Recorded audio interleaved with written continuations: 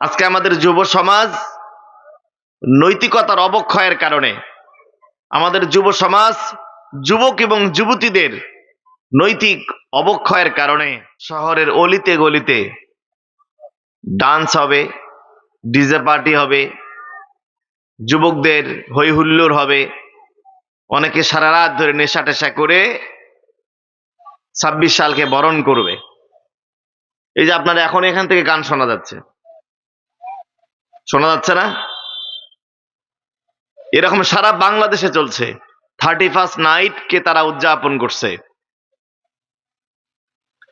আমার ভাই, একটা বছর যে আমাদের জীবন থেকে চলে গেল, এটার জন্য কি আমাদের আনন্দ করা দরকার নাকি চিন্তা করা দরকার?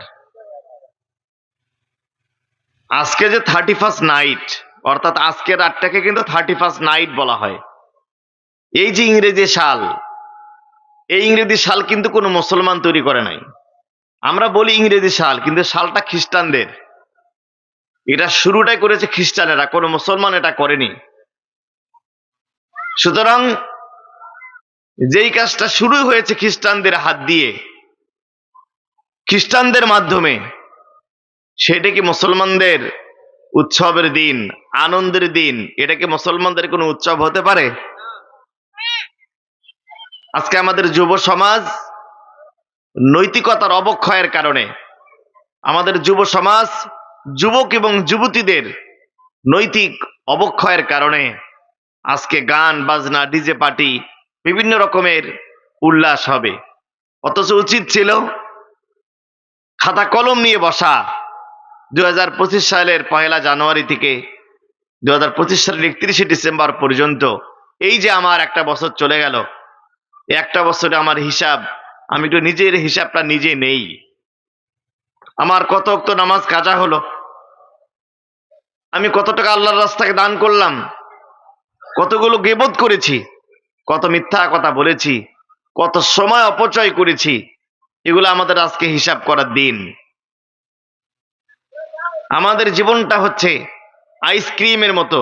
আপনারা দেখবেন আইসক্রিম বিক্রেতা যখন আইসক্রিম বিক্রি করে, ছোট্টবেলায় পিছনে একটা সাইকেলের পিছনে একটা বক্স থাকতো, ওরা দেখতেন না আপনারা?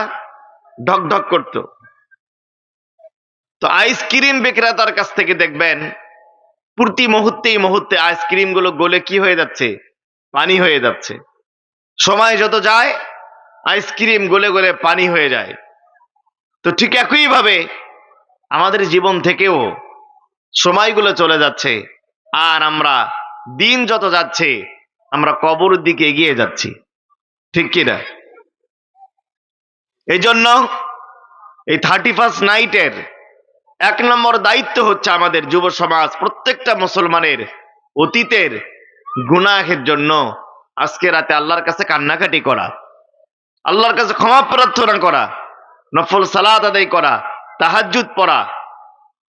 2 নম্বর কাজ হচ্ছে সমস্ত অপরাধ, যা গুনাহ করেছি, যা অপরাধ করেছি, এগুলো থেকে শিক্ষা নিয়ে আগামী 26 সালটা যেন আমরা কোরআন সুন্নাহর আলোকে আমরা যেন সাজাতে পারি, একটা বছর যেন আল্লাহ তাআলার ইবাদত বন্দেগীর মধ্য দিয়ে কাটাতে পারি, এই পরিকল্পনাগুলো গ্রহণ করা। 3 নাম্বার, যেহেতু আমরা সময় যত যাচ্ছে কবরের দিকে এগিয়ে যাচ্ছি, কবরের জীবনের জন্য প্রস্তুতি নেওয়া।